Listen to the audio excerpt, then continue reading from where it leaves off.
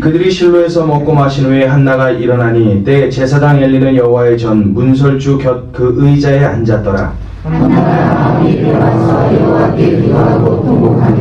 서원하여 가로되 만군의 여호와여, 만일 주의 여종의 고통을 돌아보시고 나를 생각하시고 주의 여종을 잊지 아니하사 아들을 주시면 내가 그의 평생에 그를 여호와께 드리고 삭도를 그 머리에 대지 아니하겠나이다.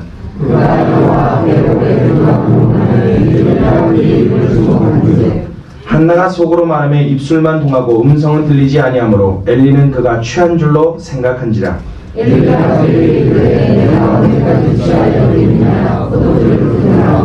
한나가 대답하여 가로되 나의 주여 그렇지 아니하니이다. 나는 마음이 슬픈 여자라. 포도주나 독주를 마신 것이 아니요 여호와 앞에 나의 심정을 토한 것뿐이오니.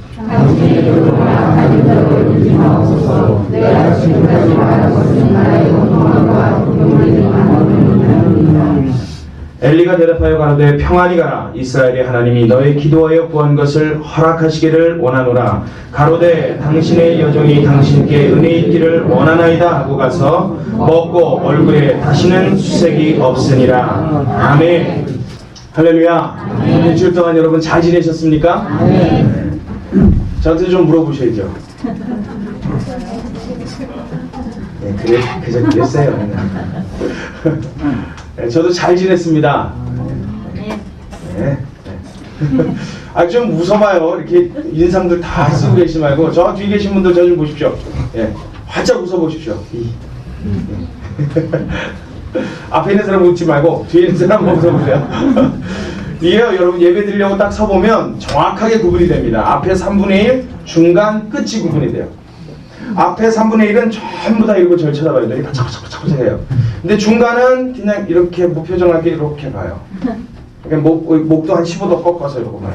근데 저 뒤는 전부 다 숙여요. 그 왜 그런지 모르겠어요. 네. 자, 우리 앞에는 숙여보십시오, 한번. 시키는 대로 이렇게 하시면 제가 죄송하지 않습니까? 자, 다 저 좀 보십시오. 예. 예배 전부터 우리가 먼저 마음이 열리는 게 중요합니다. 아무리 좋은 말을 들어도, 아무리 하나님의 말씀이 달콤해도, 아무리 꿀송이보다 그것이 덜 달다고 해도, 우리가 졸거나 눈 감아버리거나 귀를 닫으면 그것이 나와 아무런 상관이 없는 것입니다. 이 시간 예배드리기 전에 여러분의 마음문이 먼저 활짝 열리게 되시길 주님의 이름으로 축원합니다. 아멘. 그래서 하나를 받아 돌아가도 그것이 여러분 삶의 열매로 맺혀지기를 다시 한번 주님의 이름으로 축원합니다. 아멘. 자, 오늘 본문의 말씀은요, 이제 사무엘 상으로 접어 들어갔습니다. 사사기가 끝나고 지금 진도가 굉장히 빠르죠. 룻기를 넘어간 이유가 제가 지금 인물 강의이기 때문에 이렇게 성경을 순차적으로 다 하지는 않습니다. 굵직굵직하게만 하고 넘어갈 것이고, 이제 이것이 끝나고 나면 이제 한 권씩 또 다시 예전에 로마서 강의를 했듯이 그렇게 성경 강의를 하려고 합니다. 지금 인물 강의라 이제 사무엘로 넘어왔어요. 오늘 우리가 읽은 본문의 사무엘상 1장 1절로 18절까지의 말씀은 사무엘이 태어나기 전 그 가정 환경과 배경에 대한 설명입니다. 사무엘의 가정이 어떠한 가정이었고 어떠한 상황에서 사무엘이 태어나게 되었는가, 또한 그 가정은 어떠한 배경을 가지고 있었고 하나님 앞에 어떠한 자들이었는가, 하나님이 왜 그 가정에 사무엘이라는 그런 출중한 하나님의 사사이자 선지자를 허락하셨는가, 그 조건이 무엇인가, 이것을 살펴보므로 저와 여러분도 동일한 축복을 얻는 축복의 시간 되시길 주님의 이름으로 축원합니다. 네. 그럼 좋겠죠? 여러분 자녀들이 사무엘같이 된다면 얼마나 좋겠습니까? 아멘. 아멘. 우리 아가씨들도 이건 크게 아멘 해야 돼. 아직 결혼 안 하신 분들도 나중에 결혼을 하시게 되면 곧 현실로 닥칩니다. 자녀를 주셨는데 그 자녀가 하나님의 선지자같이, 하나님의 사사같이 그렇게 쓰임받을 수 있는 아름다운 사람으로 자란다면 그보다 더 큰 복은 없을 줄로 믿습니다. 아멘. 자, 그렇다면 우리가 이쯤 되어서 몇 가지 생각을 해봐야 되는데요. 오늘 본문에는 적어도 3가지 이상의 우리의 오해와 우리의 실수가 기록되어 있습니다. 어디요? 글쎄요, 어딜까요? 자, 보지 마시고 적어보세요. 네. 아직 보실 타이밍이 아니에요. 자, 오늘 본문에 보면요, 사무엘이 나타난 배경이 소개되는데 그 전에 엘가나라고 하는 사무엘의 아버지죠. 그 가족의 족보가 잠깐 소개가 됩니다. 그러면서 그 가족이 어떠한 가족인지를 우리에게 소개시켜 주는데, 눈으로 절 보십시오. 성경을 보지 말고 제가 1절을 읽어드릴게요. 1절 어려운데 천천히 읽겠습니다. 에브라임 산지 라마다임 소금에 에브라임 사람 엘가나라는 자가 있으니 그는 여로함의 아들이요 엘리우의 손자요 도우의 증손이요 숲의 연손이라. 자, 에브라임 산지라는 지역에 거하는 이러한 가정에 엘가나라고 하는 사람이 있었어요. 근데 이 엘가나라는 사람은 에브라임 사람으로 에브라임 산지에 거하는 그 지역 사람이긴 했지만 지파로 따지면 어디 지파 사람이냐면 레위 지파 사람입니다. 레위인들 그러면 제사장의 역할을 하고 각 지파에 흩어져 살면서 그 지역마다 하나님의 성전에서 성전 봉사를 하는 일을 담당하는, 지금으로 말하면 뭐 목사 전도사격의 그런 사람들입니다. 그래서 레위라는 족속은 땅을 따로 분배를 받지 못했어요. 이스라엘 백성이 가나안 땅에 들어가서 12지파에 대한 땅을 다 분배를 해줬는데 레위 지파만 땅을 안 줬어요. 왜 그러냐면 레위 지파는 땅이 있어서 따로 분깃을 얻고 거기에서 일을 해서 살아가는 사람들이 아니라 땅이 없이 각 지파에 흩어져 살며 다른 지파의 도움을 받아 사는 사람으로 하나님이 지명을 하셨기 때문입니다. 그래서 레위 지파 사람들은 태생이 전부 다 제사장 태생이에요. 그래서 하나님을 섬기는 일을 그들만 할 수 있는 겁니다. 그래서 레위 지파 사람으로 지금 이 에브라임 산지에 거나 에브라임 사람이 되었는데, 이 엘가나라고 하는 집안에 뭐가 둘이 있어요? 아내가 둘이 있어요. 할렐루야. 김원희 집사님 그 말씀하시고 너무 웃으시니까 박수래 집사님 딴 데 보십시오. 뒤에서 박수래 집사님 표정이 안 좋으세요. 예. 예. 부인이 둘이 있어요. 부인이. 여러분 좋겠습니까? 나쁘겠습니까? 자, 남자분들도 같이 대답하십시오. 좋겠습니까? 나쁘겠습니까? 아, 뭐 이렇게 막. 박 전사님, 좋겠습니까? 나쁘겠습니까? 좋겠습니다. 이야. 그렇죠. 아직 장가도 못 갔으니 2분씩이나 있다면 얼마나 눈이 번떡하겠습니까? 우리 박 전사님도 올해 안에 장가 가는 축복 있길 바랍니다. 예, 부인이 둘이 있었대요. 생각하기에 따라서는 좋아 보일 수도 있고 나빠 보일 수도 있습니다. 근데 첫 번째 아내 이름이 한나, 두 번째 아내 이름이 브린나입니다. 근데 첫 번째 아내였던 한나가 애를 못 낳았어요. 그러니까 두 번째 아내를 얻은 겁니다. 그래서 애를 낳는데 두 번째 아내 이름이 브린나라고 그랬죠. 근데 여러분 얼른 생각하기에 성경에 나타난 이런 제사장 집안의 제사장 가문의 사람이 아내를 둘 얻는다는 것 옳을까요? 나쁠까요? 나쁘죠. 근데 그걸 걸고 넘어지는 사람이 한 명도 없더라고요. 성경에서 그냥 둘이 있었다 그러면 둘이 있었나 보구나 그럼 넘어가요. 근데 만약 막상 여러분 자녀가 결혼을 했는데 딸이 결혼을 했는데 시집을 갔는데 그 남편이 아내를 또 얻는다고 찾아와서 장모님한테 얘기를 한다고 해보십시오. 그 장모님이 뭐라고 하시겠습니까? 이런 반응이 나오기를 제가 기대했어요. 맞아요. 그 난리 납니다. 뭐 뽀사버립니다. 그걸 가만 놔둡니까? 그냥 다리몽댕이를? 네. 그냥 아우 신나. 아우 그걸 가만 놔둬요. 근데 여러분 성경에서 아내가 둘이 있었더라 그럼 그걸 이상하게 생각 안 한단 말이에요. 이걸 먼저 우리는 이상하게 생각해야 됩니다. 여러분 이게 죄예요 아니에요? 네, 죄예요. 잘못된 거예요. 아브라함도 첩을 얻었어요. 죄예요 아니에요? 죄예요. 성경에서 하지 말란 것은 과거에도 하면 안 되는 일이었고 미래에도 하면 안 되는 일이었습니다. 그들이 그렇게 했다고 그것이 잘했다고 성경에 기록해 놓은 것이 아니라 사실을 사실대로 기록해 놨을 뿐입니다. 그렇게 보자면 여러분 사무엘이라는 사람이 태어난 집안의 배경이 좋은 배경이에요? 나쁜 배경이에요? 나쁜 배경이에요. 별로 그렇게 좋지 못한 배경을 가진 집안의 자식이 바로 사무엘입니다. 제사장의 직분을 감당해야 될 사람이 아내를 둘 얻었다. 참 이건 하나님이 생각하시기에는 뭐 말할 것도 없지만 여러분 현대로 따지면 천인이 공노할 만한 일입니다. 제가 부인을 둘 얻는다고 해보십시오. 여러분 저를 가만 놔두시겠습니까? 뭐라고요? 주리를 틀어야 돼요? 어이구.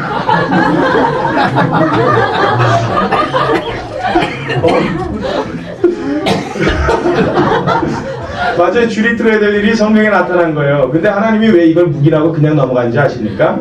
그 사람들의 악함을 보시고 그 시대적인 배경을 보시고 하나님이 그냥 덮어주시는 게 이게 하나님의 그냥 은혜라고 우리는 표현한 그분의 긍휼이라고 표현한 겁니다. 하나님이 그걸 덮어주시는 것이지 그것이 잘했기 때문에 괜찮기 때문에 그때는 허락됐기 때문에 괜찮은 게 아니에요. 자, 우리가 어른이 되어서요 쥐약 먹으면 죽는다는 거 압니다. 근데 집에 갖고 약국 가고 쥐약을 사다가 홀랑 먹었어요. 그럼 죽어요 안 죽어요? 죽어요. 그냥 알고 먹었으니까 죽었죠. 예. 그럼 어렸을 때 쥐약 먹으면 죽는지 몰라요. 근데 노란 게 맛있게 생겼단 말이에요. 낼름지 먹었네. 살죠? 죽어요. 여러분, 쥐약은 알고 먹거나 모르고 먹거나 죽습니다. 하나님 앞에 죄는 알고 지나 모르고 지나 죄입니다. 그러나 그 죄의 질에 있어서 조금 덜한 것은 사실이지만 이것이 결코 성경에서 잘했다라고 이야기하는 것은 아닙니다. 제가 왜 이야기를 자꾸 강조하냐면, 자, 여기에 우리가 오해하는 오해가 한 가지가 있기 때문이에요. 그게 뭐냐면, 여러분, 우리가 하나님 앞에서 기도하고 열심을 내고 예배드리고 하나님을 섬기고 하는 일에 우리는 은근히 마음속에 기대를 합니다. 하나님이 나를 축복해 주시겠지. 우리가 없는 형편 중에도 주님 앞에 11조로 꼬박꼬박 떼고 감사헌금을 내고 하면 주님이 나를 물질적으로 축복해 주시겠지. 물론 아멘입니다. 예, 당연히 그렇습니다. 그럴 것을 기대하는 것은 마땅합니다. 그런데 여러분, 그 중에 오해가 있단 말이에요. 우리는 그 생각이 한 걸음 더 나아가서 어떻게 발전되냐면, 내가 하나님 앞에 무언가를 잘했기 때문에 그것 때문에 복을 받을 거라는 착각을 가끔 범합니다. 그러면 어때요? 그래서 주님 앞에 기도하면 응답받는 건 당연하지만 그 응답을 받기 위해서는 꼭 무언가를 해야만 된다고 우리는 착각을 해요. 그래서 제가 아는 전사님 중에 그런 분이 있었어요. 자기는요, 하나님이 얼마나 큰 은혜를 주시는지 뭐만 조금 잘못하면 그때 치신대요. 그래서 제가 부럽다 그러고 말았어요. 왜 그러냐면, 여러분, 그것도 굉장히 은혜입니다. 내가 잘못할 때마다 하나님이 쳐주시는 거 얼마나 참 감사한 일입니까? 그때마다 깨닫고 고칠 거 아니에요. 근데 여러분, 그렇다고 해서 하나님이 내가 요만한 거 잘못하면 요만큼 때리고 이만큼 잘못하면 이만큼 때리고, 여러분 만약에 꼬박꼬박 우리를 그렇게 대한다고 생각해 보십시오. 그러면 여러분 중에 살 사람이 있어요, 없어요? 없어요. 우리는 버틸 수가 없습니다. 그건 자기가 그렇게 느낀 일에 대해서 하나님이 보호하셨다고 믿을 뿐이지, 사실은 하나님이 눈 감아주신 일이 훨씬 더 많아요. 하나님이 벌 받아 마땅함에도 불구하고 덮어주신 일이 더 많아요.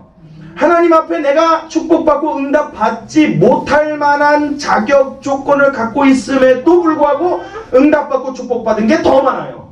그렇습니까? 그래요? 그럼에도 우리는 어떻게 생각한다고요? 내가 하나님 앞에 잘해야만 축복을 받고 못하면 하나님 절대 축복 안 한다라고 생각해요. 이걸 보고 우리나라 옛말에 뭐라 그러냐면 인과응보다 이렇게 얘기했어요. 인과응보. 이건 여러분 불교에서 얘기하는 것이지 성경에서 우리에게 이야기하는 것이 아닙니다. 그 이야기가 꼭 틀렸다는 얘기는 아니지만 우리는 하나님을 꼭 이렇게만 생각해서는 안 된다는 얘기예요. 내가 어떻게 하나님 앞에 무언가를 잘해야만 축복을 받는다. 항상 조건을 걸어놓고 그 조건에 대해서 갚아주시는 하나님. 무슨 그 동전 넣고 음료수 뽑아오는 자판기도 아니고 말이죠. 자판기는요 100%입니다. 500원짜리 동전을 넣어야만 콜라가 나오든 사이다가 나오든 나옵니다. 근데 거기다 대놓고 믿음으로 나올지어다 그러고 서 있으면 이건 미친 사람이에요. 이건 정상이 아닙니다. 가끔 가다가 넣었는데 뻥 때리면 2개 나오는 경우가 있긴 있습니다. 근데 이건 고장이라고 말하지 정상이 아니에요. 우리 하나님이 이런 자판기 같은 하나님이 아니란 말이에요. 여러분이 하나님 앞에 나와서 축복받길 기대하십니까? 네. 하나님이 여러분의 기도를 날마다 응답하시길 원하십니까? 네. 여러분의 삶 가운데 주님께서 날마다 동행하시고 여러분의 삶을 책임져 주시길 원하십니까? 네. 여러분, 그렇다면 그것이 나의 어떤 행위 때문에 되어진다는 생각을 지금부터 버리시길 주님의 이름으로 축원합니다. 네. 내 조건 때문에 자격 때문에 되어지는 게 아니란 말이에요. 엘가나라는 사람이 하나님 앞에 사무엘이라는 아들을 축복으로 허락받을 때까지 그가 가정을 하나님 앞에 온전히 잘 지켜낼 수 있었고, 믿음으로 하나님 앞에 잘 섬길 수 있었고, 믿음으로 하나님 앞에 칭찬받고 의인하고 인정받을 수 있는 사람이라서 사무엘을 허락받은 게 아니에요. 그의 가정은 어찌 보면 굉장히 불우한 가정일 수 있고 굉장히 날마다 싸움과 다툼이 끊이지 않는 가정일 수 있습니다. 그래서 오늘 본문에 보면 이런 이야기가 나옵니다. 우리 같이 본문을 봅니다. 자, 우리 5절과 6절을 같이 읽습니다. 5절과 6절 시작. 한나에게는 갑절을 주니 이는 그를 사랑함이라. 그러나 여호와께서 그로 성태치 못하게 하시니 여호와께서 그로 성태치 못하게 하심으로 그 대적 분인나가 그를 심히 격동하여 번민케 하더라. 무슨 얘기입니까? 이 절기 때마다요 하나님 앞에 제사를 드리는데, 이스라엘 백성은 1년에 3번씩 남자가 하나님 앞에 제사를 드리는 큰 절기가 있습니다. 그 하나는 6월절, 하나는 맥추절, 또 하나는 초막절. 그리고 이 3가지의 절기를 하나님 앞에 1년에 3번씩 제사를 드려요. 이 제사 드리는 절기를 이 엘가나가 꼬박꼬박 지켰단 말이에요. 근데 이 제사가 있을 때마다 무엇을 했냐면 그 나머지 분깃을 제사를 지내고 남으면 하나님 앞에 하나님의 것으로 태워버리는 것이 있고, 그 제사를 지내고 남은 어떤 부위별로 사람에게 돌아가는 몫이 있습니다. 그 몫을 이제 분배를 해주는데, 가족들로 분배를 해주는데 아내와 자녀들에게 다 나눠주고, 유독 그 한나에게는 어떻게 해요? 갑절을 줬대요. 갑절을. 그러니 여러분, 분임나 입장에서는 약이 올라요, 안 올라요? 네. 열이 받아요, 안 받아요? 굉장히 열받고 약 오르는 일입니다. 그러니까 어떻게 해요? 한나한테 싹 다가가서는 병신 같은 게 그러고 지나가는 거예요. 그런 말 해요, 안 해요? 여러분, 분임나 입장에서는요, 자기는 뭐도 놔줬어요? 네. 아들인지 딸인지는 모르겠지만 하여튼 자식도 놔줬어요. 근데 본 마누라라고 말이지, 남편 사랑은 지가 다 독차지하고 내가 받은 것에 따블을 날마다 받아, 갑절을 받아. 그러니까, 근데 게다가 아들도 못 낳아, 자식도 못 낳아. 그러니까 이 마음속에 이 울분이 가득한 게 어떻게 해요? 갖고 그냥 해코지로 돌아가는 거예요. 그래서 날마다 애 못 낳아서 좋겠어, 자식도 못 낳는데 사랑은 많이 받네, 그러고 지나가는 거예요. 왜 한나가 어떻게 돼요? 그럴 때마다 가슴이 더 가슴이 찢어졌던 것은, 그때 당시 사람들은 어떤 개념을 갖고 있었냐면, 하나님 앞에 자녀가 많은 것을 하나님의 축복의 상징으로 알고 있었어요.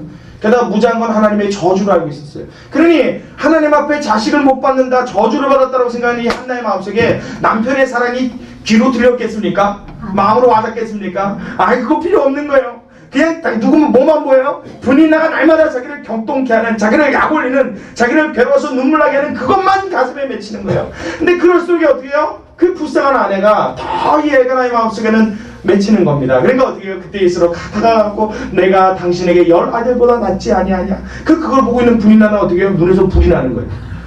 여러분, 이 가정 상황을 한번 생각해 보십시오. 이게 정상적인 가정입니까? 여러분 중에 그런 가정이 있다면 이거 큰일입니다. 이거 정말 문제 중에 문제입니다. 그런 가정에 어떻게 사무엘을 기대할 수 있겠습니까? 그런 삶을 살아가는 사람에게 어떻게 사무엘이라는 선지자를 아들로 허락받는 일을 우리는 상상이나 하겠습니까? 그러나 하나님은 놀랍게도 그 가정에 사무엘을 허락하신 것은 하나님의 축복은 우리의 삶의 조건에 있지 않다는 것을 보여주기 위함인 줄로 믿습니다. 하나님이 축복을 주시는 건요, 그분의 그냥 무작정한 선물일 뿐입니다. 그러니 여러분, 죄 졌다고 기죽지 마십시오. 그렇다고 죄 지고 당당하는 얘기는 아닙니다. 아, 나 오늘도 죄 지러 가야지, 그러지는 마십시오. 아, 예배 끝났어? 죄 지러 가자. 죄팀 모여. 죄 1팀, 죄 2팀 막 모여서, 그러라는 얘기가 아니라, 죄 짓고 나면 날마다 하나님 앞에 그냥 이렇게 쭈그러들어가지고 말이에요. 내가 좀 부족하면 그냥 쭈그러들었고 말이에요. 물론 사람은 좀 그렇게 생각할 수 있을지 모르겠지만, 우리 하나님은 그것으로 여러분 판단하지 않는다고요. 제가요, 고등학교 3학년 때 참 하나님 앞에 큰 죄를 졌습니다. 얘기할까요, 말까요? 자, 두 번째, 자 해요? 말씀드리기 전에 미리 부탁을 드립니다. 우리 젊은 분들 제발 본받지 마시길 바랍니다. 제가 지은 죄예요. 제가 고등학교 3학년 때 저희 동기들이 되게 많았어요. 여자애들만 30명 있었어요. 그리고 남자는 저 하나였습니다. 와, 근데 여자애들이 다 저같이 생겼어요. 그래서 크리스마스 이브가 됐는데, 왜 교회에서 온라이트 같은 거 하잖아요. 뭐야, 밤을 새고 노는데, 이제 우리 크리스마스니까 우리 축하하자. 그래서 축배를 덜어야 되지 않느냐. 그래갖고는 샴페인을 사고 있어요. 샴페인을 입고 빵! 예수님 생일인데 왜 지들이 좋아해? 빵! 터뜨리고 우리끼리 좋다고 신난다고 막 마셨어요. 근데 여러분, 알코올이 조금 들어가니까 이게 담대해지더라고요. 야, 성에 좀 안 차. 좀 더 필요하지 않냐? 이렇게 된 거예요. 그다음에 뒤에는 이렇게, 뒤에 얘기는 여러분 알아서 생각하십시오. 그런 일이 있었어요. 근데 새벽쯤 됐는데요, 이게 취할 대로 취해가지고 말이죠. 새벽 예배 있잖아요. 그죠? 새벽 예배 시간에 예배당에 들어가고,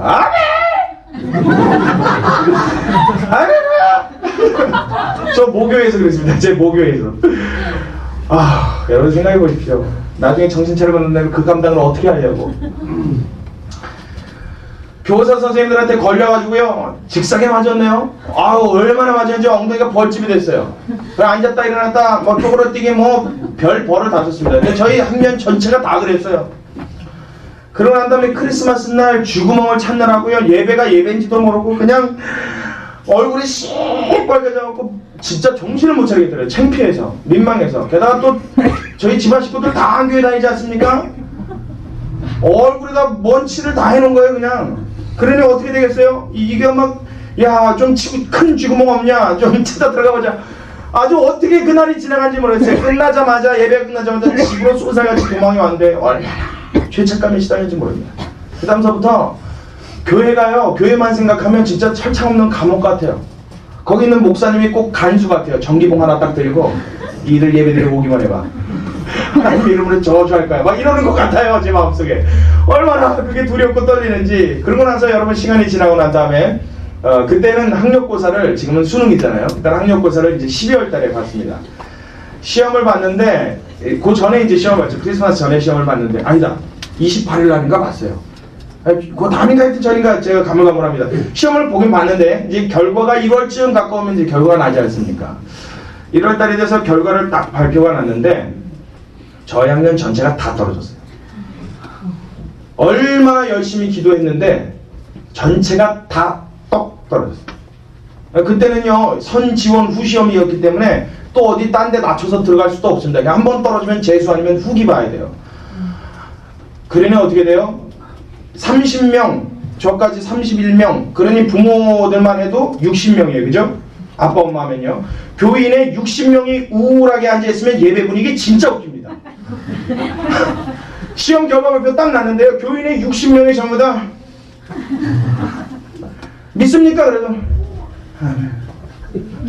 왜냐하면 다 그 사실을 부모들이 안단 말이에요. 그러니까 어떤 생각이 직감적으로 들어요? 야, 벌 받았구나. 야, 그날 그렇게 하나님 앞에 내가 몹짓짓을 했더니 하나님이 그냥 즉각적으로 치셨구나.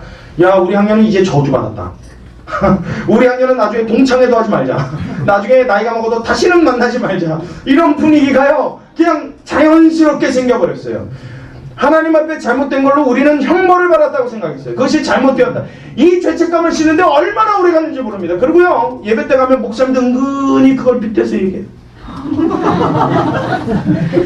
하나님 앞에 그러고 편하게 사는 사람이 없지.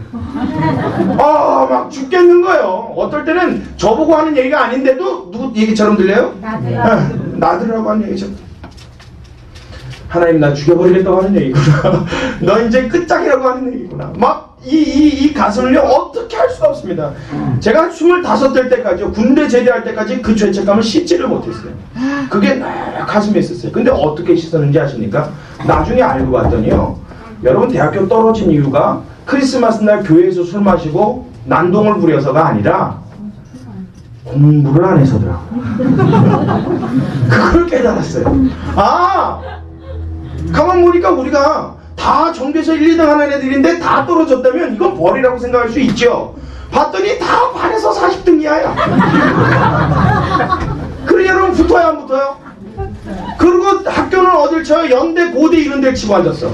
그래 여러분 붙겠습니까? 떨어지겠습니까? 이건 붙는 게 비정상이에요. 이건 붙는 게 저주입니다. 이건 붙는 게 하나님 앞에 형벌이에요. 떨어지는 게 이게 당연한 거예요. 그걸 나중에 깨닫고 나서야 마음의 평안이 오더란 말이에요. 그 시기까지 저는 뭘 오해했냐면 나의 잘못된 부분 때문에 하나님의 축복을 더 이상 나는 받을 수 없는 사람이라고 치부해버리고 말았단 말이에요. 그러나 여러분 우리 조금 하나님 앞에 부족할 수 있습니다. 하나님 앞에 좀 모자랄 수 있습니다. 때로는 제가 죄를 설교할 때 하나님 앞에 똑바로 정신 차려요 이러고 이야기도 하지만 여러분 우리는 어차피 하나님 앞에 죄된 인간으로 놔두세요. 그냥 괜찮아요. 놔두세요. 자꾸 거기 무릎 꿇고 들었습니다. 거기 그러지 마요. 어떻게 사느냐가 중요한 것이 아니라 여러분 삶 가운데 모자르고 부족한 부분들 하나님이 그것까지 이미 아시고 저와 여러분을 사랑하기로 작정했다는 사실을 기억하시기 바랍니다. 그렇다면 여러분 우리가 부족할 때도 죄졌을 때도 하나님 앞에 나올 수 있는 용기가 있는 줄로 믿습니다. 이 오해를 씻어버려야 돼요.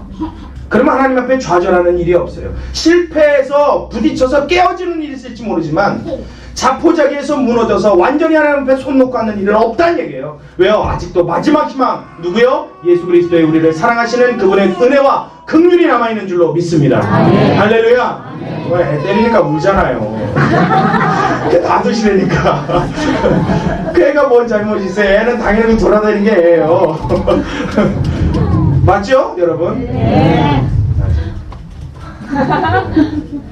사람은요 이렇게 잘못하면 야단치잖아요. 그러나 하나님은 우리의 잘못에도 불구하고 그분의 사랑을 굽히지 않는 하나님인 줄로 믿으시기 바랍니다. 우리의 조건 때문에 축복해 주시는 하나님이 아니더란 얘기예요. 그것을 하나님이 이 말씀을 통해서 첫 번째로 우리에게 나타내 주신 겁니다. 두 번째로 우리가 살펴봐야 될 것 무엇이 있습니까? 여러분, 우리는 어려운 일을 당하거나 실패를 경험하면 그것이 나를 끝내는, 나를 마지막으로 몰아넣은 궁지라고 생각합니다. 우리는 그것으로 내 인생의 종말이 왔다라고 우리는 그렇게 착각을 합니다. 좀 심한 표현이긴 하지만 어떻습니까, 여러분? 여러분들은 어렵고 힘든 일이 겪을 때, 그런 시간을 지날 때도 하나님 앞에 웃으며 감사하며 할렐루야, 또 다른 축복을 예비하셨네, 감사합니다, 이럴 자신 있으십니까? 없어요. 없어요. 네, 없어요. 없어요. 진짜 없어요. 오늘 말씀에도 보면요, 한나도 그랬어요. 한나도 그 어려움이요, 하나님 앞에 새로운 희망을 가질 수 있는 조건이 되어지질 못했습니다. 자, 왜 그러냐면 분인 나라는 여자가 날마다 오면서 자기를 비꼬고 쿡쿡 찌르고 못살게 굴고 격동케 한단 말이에요. 울분이 터지게 만든단 말이에요. 얼마나 괴롭고 힘든지, 하나님 앞에 나와서 기도하는데 얼마나 간절히 기도하는지 창피하니까 입으로 겉으로 얘기는 못하고 속으로 하는 얘기를 입으로만 이러고 몇 시간 앉아있단 말이에요. 그러니까 제사장이 이렇게 보다가 나 술 마셨군. 한나가 그랬단 말이야. 한나가 기도하는 거를 엘리 제사장이 보고 그랬단 말이야. 그리고 가서 여인한테 뭐라고 하냐면, 내가 언제까지 술 취해 있겠느냐, 이제는 포도주를 끊어라 그랬어요. 그랬더니 한나가, 아이고 제사장님, 그런 소리 마십시오. 내가 지금 이 가슴에 답답한 것도 억울해 죽겠는데 제사장님까지 저를 이렇게 이야기하시면 전 못 삽니다, 이러고 얘기한 얘기가 지금 본문의 내용이에요. 왜, 무슨 얘기냐, 내가 지금 술에 취한 것이 아니라 나의 답답함을 하나님 앞에 호소하고 있었습니다. 나의 간절함을 인하여 내 마음의 격동됨을 인하여 주님 앞에 기도하고 있었나이다. 뭘 기도했느냐, 어떤 것 때문에 그러느냐, 그랬더니 자기의 사정을 얘기했단 말이에요. 이런 답답한 심정을 제사장에게 얘기했단 말이에요. 그러니까 제사장이 얘기 듣고 뭐라고 그래요? 너의 기도가 하나님 앞에 응답되어지기를 원하노라. 할렐루야.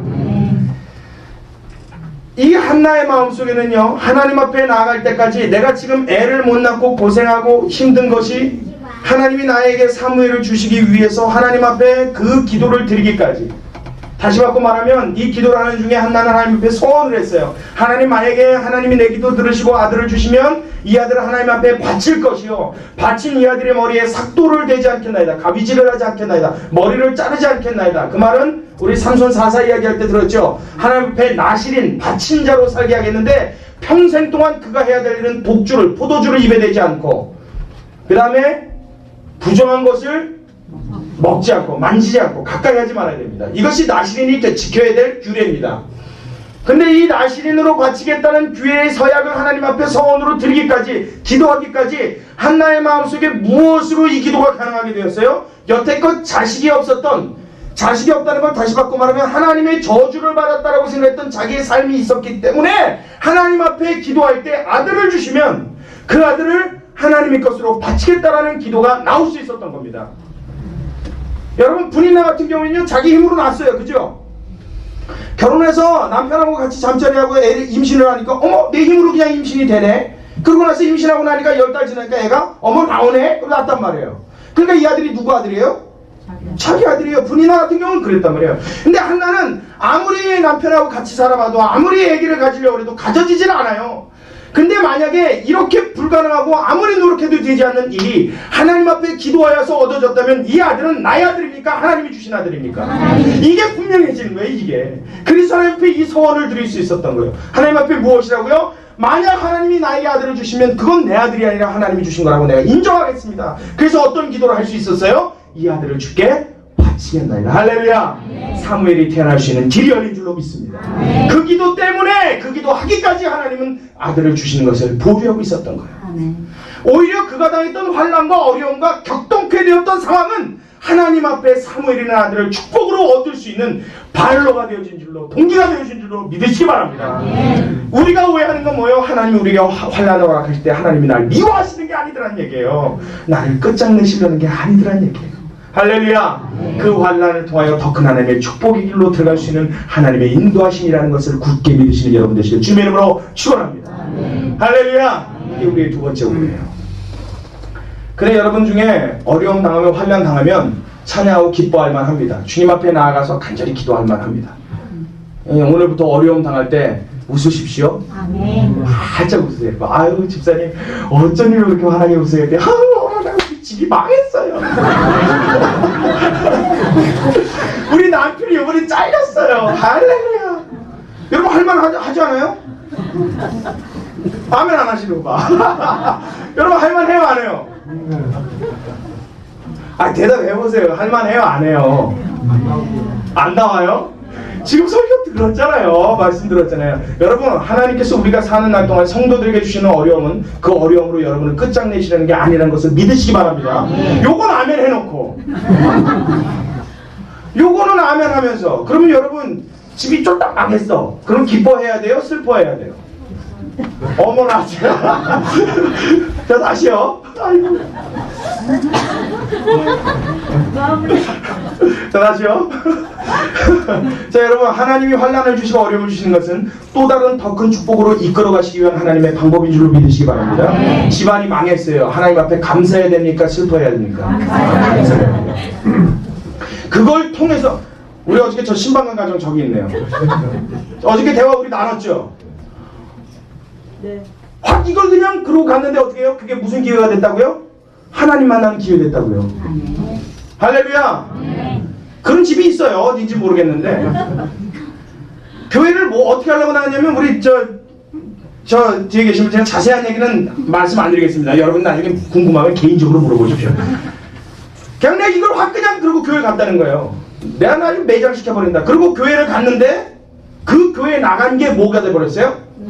하나님을 만나는 기회가 돼버렸어요. 그러니 이걸 그냥 할 때는 그게 나에게 뭔 줄 알았어요? 나에게 아픔이고 고통이고 괴로움인 줄 알았어요. 근데 알고 봤더니 그게 뭐더라고요? 하나님의 부르심이 되는 겁니다. 아멘. 할렐루야. 그래 집안이 쫄딱 망했어요. 기뻐해야 됩니까? 슬퍼해야 됩니까? 아니 이렇게 막 물어보죠. 기뻐해야 됩니까? 찬양해야 됩니까? 둘 다 해야 됩니다. 할렐루야. 여러분 이것을 우리는 하나님 앞에 생각을 바꿔야 될 필요가 있는 거예요. 경험해 보신 분들은 알아요. 경험해 보신 분들은 압니다. 왜 하나님이 나를 어렵게만 끌고 가셔야 되는지, 그걸 통해서 내가 어떤 사람이 되어지기를 주님이 바라셨는지, 여러분 지나거나 보신 분들은 이 말에 아마 공감하실 줄로 믿습니다. 못 지나보신 분들은 이러한 경험 속에서 하나님을 더 수준 높은 찬양을 하시고 하나님을 더 높일 수 있는 하나님의 위대한 종들 되시길 주님의 이름으로 축원합니다. 할렐루야. 여러분 저 영국에요 벤조라고 하는 코끼리가 있었답니다. 벤조. 이름이 웃긴데 이 코끼리가요 얼마나 재롱을 잘 떨고요 서커스단에 있는 코끼리인데 뭐 하여튼 그렇게 유명했대요. 그 코끼리만 떴다 그러면 하여튼 그 동네에서 난리가 났대요. 그런 코끼리가 있었는데 이 코끼리가 하루는 말이죠 그냥 막 난폭해져가지고 안에 들어와갖고 뭐 이렇게 먹이 주고 뭐 하는 그런 사람들 있잖아요. 그 사람들을 다 그냥 코로 갖다 들이맞고 막 난동을 부리더라는 거예요. 그러니까 영국에 있던 사역사들이 들어가서 그 저지를 해보려고 아무리 그래도 가면 갈수록 더 사나워지는 걸 어떻게 막을 수가 없더랍니다. 한참을 신경을 하다가 그 서커스 단장이 결국은 결정을 내렸대요. 쏴라. 저 더 이상 놔뒀다가는 사람이 다치겠다. 죽이자. 그래서 이제 이 벤조라고 하는 코끼리가 이제 마지막을 구하는 그런 순간에 딱 왔어요. 그래서 총을 착 겨누고 쏘려는 순간에 갑자기 인도에 사는 어떠한 그 코끼리 사육사가 그 장면을 우연히 목격하는 거예요. 그분이 얼른 달려와서 잠깐만 기다려 주십시오. 잠깐만. 제가 이 코끼리하고 대화를 한번 나눠보겠습니다. 그러더니만 우리로 쑥 들어가더래요. 들어가서는 알아듣지 못하는 말로 뭐라고 막 그러더랍니다. 근데 그 말을 해주니까 이 코끼리가 언제 그러냐 듯이 금방 얌전히들이 막 재롱을 부리기 시작하더래요. 신기하죠? 믿거나 말거나요? 신기하죠? 여러분 참 신기한 일이었어요. 그래서 왜 그랬는가 나중에 알고 왔더니 이유를 봤더니 이 코끼리가 인도에서 자란 코끼리인데 힌두어 있죠. 힌두어를 듣고 자라난 코끼리가 영국에 건너와서 영국 영어를 들으니까 이 낯선 환경에 적응을 못해서 막 난폭해지더라는 겁니다. 그러다 이 인도 사람들이 들어가서 힌두어 말을 하니까 이 코끼리가 그 익숙한 이야기를 듣고 그 언어 소리를 듣고 마음의 평온을 찾았다는 거예요. 제가 이 얘기를 여러분들한테 왜 했냐면 여러분 코끼리는요 자기가 적응 못하는 상황이 다가오면 난폭해집니다. 그래서 막 들이받습니다. 우리 중에 어려움 당하고 괴롭다고 고통스럽다고 막 들이받는 사람들이 있잖아요. 나. 날아가든지 말든지 하여튼. 나 그렇잖아요, 나. 그럼 꼭 뭐 같은 인간이에요? 코끼리 같은 인간이에요. 하나님의 사람들은 뭐가 틀려요? 내가 적응하기 힘든 상황이 찾아와도, 어려움이 찾아와도, 고난이 찾아와도 그때 한나처럼 주님 앞에 무릎 꿇을 수 있는 것이 하나님의 사람인 줄로 믿으시기 바랍니다. 무엇을 기대하면서요? 하나님이 더 큰 축복으로 인도해 주실 걸 기대하면서요. 그때 하나님의 다른 문이 열리더라는 거예요. 기도가 기잖아요. 여러분, 그것을 기대할 수 있는 여러분 되시길 바랍니다. 코끼리처럼 좀 살지 마시고 하나님의 자녀처럼 살자고요. 마지막 세 번째, 자, 이 부분을 같이 읽습니다. 18절의 말씀을 우리 같이 읽습니다. 사무엘상 1장 18절 말씀 크게 읽습니다. 시작. 가로되 당신의 여종이 당신께 은혜 있기를 원하나이다 하고 가서 먹고 얼굴에 다시는 아멘. 한나가 말이죠, 하나님 앞에 간절히 기도했는데 얼마나 그 심장이, 가슴이 답답했으면 말도 못하고 입만 뻥긋하면서 기도했어요. 꼭 술 취한 사람처럼. 제사장이 보기에도 술 취한 사람 같았으니 얼마나 이상했겠습니까, 그 모습이. 그 정도로 고마워. 그 정도로 간절하게 하나님 앞에 기도를 했던 한나의 마음속에 이제 뭔가 희망이 찾아오기 시작했어요. 어떤 희망이냐면, 제사장이 그 기도를 듣고 와서 그 간절한 마음의 소원을 알고 나서 하나님이 너의 기도를 듣고 응답해 주시길 원한다. 그리고 그를 평안히 돌려보냈습니다. 할렐루야. 근데 재미난 것은요, 그 기도의 말을 듣고 나서 한나가 돌아가서 얼굴에 다시는 수색이 없었답니다. 그 응답이 지금 하나님께로부터 왔습니까? 제사장 엘리로부터 왔습니까? 다시요. 17절을 제가 읽겠습니다. 16절, 17절 두 절 읽겠습니다. 한번 눈으로 보십시오. 당신의 여종을 악한 여자라고 여기지 마옵소서. 내가 지금까지 말한 것은 나의 원통함과 격동됨이 많음을 인함이니이다. 엘리가 대답하여 가로되 평안히 가라. 이스라엘의 하나님이 너의 기도하여 구한 것을 허락하시기를 원하노라. 누가 그랬다고요? 엘리가. 그러니까 하나님의 응답이에요? 엘리의 응답이에요? 다시요. 자신있게 대답하십시오. 엘리의 응답이에요? 하나님의 응답이에요? 또 말이 바뀌어요. 다시 한번요. 엘리의 응답이에요? 하나님의 응답이에요? 진짜 진짜 여러분, 하나님의 응답 맞습니까? 여러분, 그렇게 여기면 하나님의 응답이 되는 거예요. 내가 믿으면 되는 거예요. 그냥 하나님 앞에 믿음이라는 거는요, 봐서 믿는 걸 믿음이라고 이야기하지 않습니다. 히브리서에 뭐라고요? 믿음으로 보이지 않는 것을 보는 것처럼 여기는 것이 믿음이라고 이야기합니다. 우리들의 선조들이 그랬고 하나님이 우리에게 보이신 것을 그렇게 하셨다는 거예요. 홍해가 갈라지기 전에 홍해의 바닷물이 갈라지는 걸 보고 믿는 것이 아니라 하나님 앞에 손을 내밀면 이것이 갈라질 것을, 갈라지기 전에 갈라지도 않은 것을 보고 갈라질 것으로 믿는 것이 믿음입니다. 아멘. 뭔 말인지 이해가 가세요? 아들이 있기 전에 하나님이 있겠다라고 하시는 그 말씀을 듣고 낳기 전에 낳지도 않은 그 아들을 보고 마치 난 아들인 걸 신냥 믿는 것이 믿음입니다. 하나님 앞에 내가 기도했으면 나의 기도의 말이 응답되어져서 현실로 드러날 것을 믿는 것이 믿음입니다. 아멘. 왜 아멘 소리가 점점 작아져요? 내가 하나님 앞에 기도를 했는데 하나님이 이 기도가 응답받기를 원하나이다. 그 말은 뭐예요? 지금 그 기도의 내용이 사실 내 현실 속에서는 안 이루어지고 있다는 얘기 아닙니까? 그렇죠? 그러니까 이루어달라고 기도한 거 아니에요? 박 전사님, 기도를 열심히 해보세요. 올해 안에 장가가게 하여 주시옵소서. 예를 드는 거예요. 잘 보십시오. 박 전사님이 장가 보내달라고 막 기도했는데 지금 장가 가요, 못 가요? 굉장히 서운한 말이에요. 여자도 없어요. 그러니 뭘 가? 그죠? 뭐 여자만 없나요? 결혼할 수 있는 모든 조건이 다 안 돼 있어요. 근데 내가 하나님께 간절히 소원하고 달라고 기도를 했더니 하나님이 내 기도를 들으시고 응답하실 줄로 믿습니다. 이게 응답의 조건이란 말이에요. 이게 하나님의 응답을 기대하는 사람의 믿음이란 말이에요. 이루어질 줄로 믿습니다. 우리 박 전사님 장가 좀 보내주세요. 말 나온 김에. 자, 우리 저 아가씨들 손 한번 들어봐요. 들어봐요, 빨리. 지금 말 안 듣네. 손 들어봐. 인자들 다 있나요? 아, 인자들이 다 있구나. 선생님 좀 기다리십시오. 인자 다 있기 때문에. 아, 좀 보내줘야 돼요. 내가 뭔 얘기하다 이렇게 왔나? 아, 믿음이요, 믿음. 믿음은 되어지는 것을 보고 되는 줄로 아는 건 믿음이 아니라 사실을 그냥 인식하는 겁니다. 믿음이라는 건 안 된 상태에서 안 된 것을 된 것처럼 여기고 믿어버리는 게 믿음이에요. 아멘. 여러분, 하나님이 여러분 구원해 주신 건 믿습니까? 근데 여러분 지금 천국에 있어요, 땅에 있어요? 근데 천국 가고 어떻게 알아? 그게 믿음이라고요. 그 어떤 분들은 그 믿음 없는 사람 뭐라고 하잖아요? 에이, 이 목사님도 죽어봐야죠. 그건 못 믿는 거란 말이야. 그거는 진짜 믿음 뭐야? 아직 안 돼 있는 것을 놓고 된 것으로 여기는 것 자체가 믿음이라고 성경은 이야기하고 있는 것입니다. 엘리 제사장의 말을 듣고 제사장이 평안히 돌아가라, 만군의 여호와께서 내 기도대로 응답해 주시기를 원하노라. 그 말 듣고 어떻게 해요? 한나가 듣자마자 그 은혜 있기를 원하나이다. 그리고 돌아가서 먹고는 다시는 얼굴을 근심하지 않았단 말이에요. 할렐루야. 마음으로 다시는 염려하지 않았다고요. 그것으로 다시는 자기를 번민하지 않았다고요. 괴롭게 하지 않았다고요. 무엇입니까? 이루어지지 않은 사실을 놓고 하나님 앞에 이루어질 것으로 믿어버리는 거예요. 아멘. 1년이 걸렸는데 안 들어주세요. 어떻게 알아요? 1년 하루 만에 들어주실지.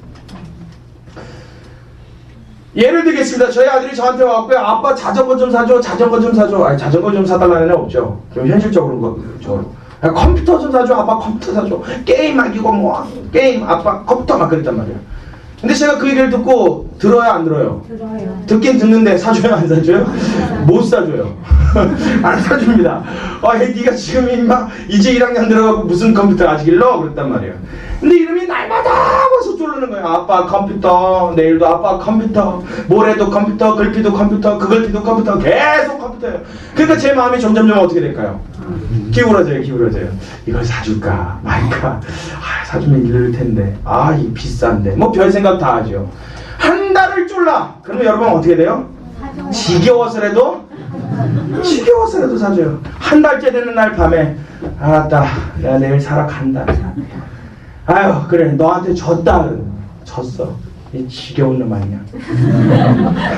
그날 밤에 그 마음을 딱 먹고 잤어요. 그 다음날 아침에 딱 일어나서 아침밥을 먹고 이제 용산에 나가서 컴퓨터를 사오려고 딱 준비를 하고 있는데, 어머나 이놈이 나를 보고도 아빠 컴퓨터 사줄 소리를 안 하네. 순간 제 마음속에 포기했나? 여러분 그런 생각 들죠? 한편으로는 어떤 생각 드느냐면 좀 서운도 해요. 진짜 하루만 더 줘르지. 내가 오늘 사주러 나가려고 하는데 하루만 좀 더 줘르지. 무슨 얘기인지 여러분 이해하십니까? 이게 부모의 심정입니다. 안 돼. 막상 처음 사달라고 할 때는 안 돼 그랬다가도 이놈이 포기해갖고 기죽어 있는 거 보면요, 야, 하루만 더 사달라 그래봐. 나 오늘 사달 하려고 그랬다니까. 10년을 기도했는데 하나님이 안 들어주셨어요? 10년째 되는 그 다음날 하루 지나서 들어주시죠. 어떻게 하냐고요. 하나님이 여러분의 기도를 들으셨으면 반드시 그 기도를 들으시고 여러분의 가장 적절한 때에 그 기도를 응답해 주신 줄로 믿으시기 바랍니다. 아직 안 이루어진 이유는 뭐냐면 하나님이 노해서가 아니에요. 안 돼가 아니에요. 기다려요. 알았어, 해줄게. 근데 지금은 아니야. 왜냐면 그 일이 너한테 지금 일어나면 정말 네가 가장 중요한 이것이 돼야 되는데 아직 이게 안 돼. 그러니까 조금만 더 기다려. 조금만 더 인내. 조금만 더 참아. 할렐루야. 이 음성을 하나님께로부터 들을 수 있는 저와 여러분 되시길 주님의 이름으로 축원합니다. 이 음성 들을 때 힘이 나는 거예요. 하나님 앞에 믿음을 가질 수 있는 거예요. 여지껏 그 일 때문에 인상을 그냥 빡 쓰고 우거지상을 하고 살았는데 이제부터 그 얼굴에 수술이 거치게 되는 줄로 믿으시기 바랍니다. 한나가 그 같은 경험을 했단 말이에요. 우리가 믿음을 하나님 앞에 가질 때 말로만 믿음이 아니라, 이야기로만 믿음이 아니라, 생각으로만 믿음이 아니라 내가 하나님 앞에 믿고 간구한 그것을 우리 하나님이 직접 귀로 들으시고 나의 삶 가운데 가장 중요한 그 시점에 이루어주신다는 사실을 믿으시는 저와 여러분 되시길 주님의 이름으로 축원합니다. 이게 우리의 세 번째 오해였어요. 하나님이 내 기도만 안 듣는다는 거예요. 내 기도만. 그리고 우리 하나님은 뭐 적어도 한 40일 금식 한 번 정도는 해줘야 하나님이 날 좀 이뻐하신대요. 그건 착각입니다. 제가 40일 금식 해본 적이 있게 없게요? 대답도 저렇게 하면 감정 나는 거 아시죠? 좀 이쁘게 없어. 집에 가서 먹읍시다. 없어요. 예, 저 40일 금식한 적 없어요. 제일 오래 한 게 며칠이요? 3일. 죽는 줄 알았습니다. 하나님은 금식했다고 이뻐하시는 하나님이 아니고 헌금 많이 했다고 이뻐하시는 하나님이 아니고 좀 크게요. 크게 봉사했다고 이뻐하시는 하나님이 아니고 여러분이 무언가를 해서 응답하시는 하나님이 아니고 저와 여러분이기에 하나님의 자녀이기에 무조건 사랑하시고 응답하시는 하나님인 줄로 믿으시기 바랍니다. 주님 앞에 담대히 나가세요. 당당하게 이어가십시오. 하나님, 주의 자녀가 왔나. 나의 기도를 들으사 나의 마음을 풀어 주옵소서. 하나님 그 순간 들으시고 오냐 알았다. 하나님의 때에 응답해 주신 줄로 믿으시기 바랍니다. 할렐루야. 그렇게 사는 저와 여러분이 되어서 날마다의 삶 속에 하나님이 나의 기도를 들으시고 나와 함께 하시고 나를 붙드시고 나를 인도하시고 나를 사랑하신다는 이 고백이 여러분 평생에 넘쳐나게 되시기를 다시 한번 주님의 이름으로 축원합니다. 기도하겠습니다. 고맙고 감사하신 우리 아버지 하나님, 사무엘 가정과 그 가정의 배경을 우리 살펴보며 하나님 우리의 삶을 비교해 보았습니다. 우리 여지껏 참 많은 오해를 갖고 있었습니다.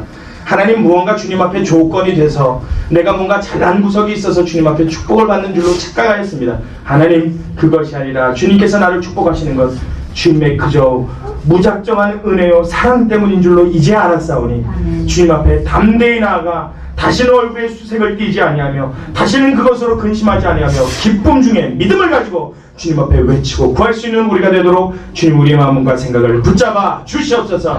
언제나 함께 하시는 주님을 의지합니다. 하나님, 우리 연약한 중에 우리 힘든 중에 고통 중에 그 고통이 또 다른 하나님의 축복으로 인도해 주신다는 사실도 배웠사오니 언제나 희망 잃지 않게 하시고 소망 잃지 않게 하시고 기쁨 우리 마음속에 사라지지 않게 하여 주옵시고 날마다 주 하나님으로 더불어 기뻐하며 즐거워하며 살아갈 수 있는 우리의 삶이 되도록 주님 함께하여 주시옵소서. 주님께 감사와 찬양을 돌려드리오며 살아계신 예수님의 이름으로 기도하옵나이다. 아멘.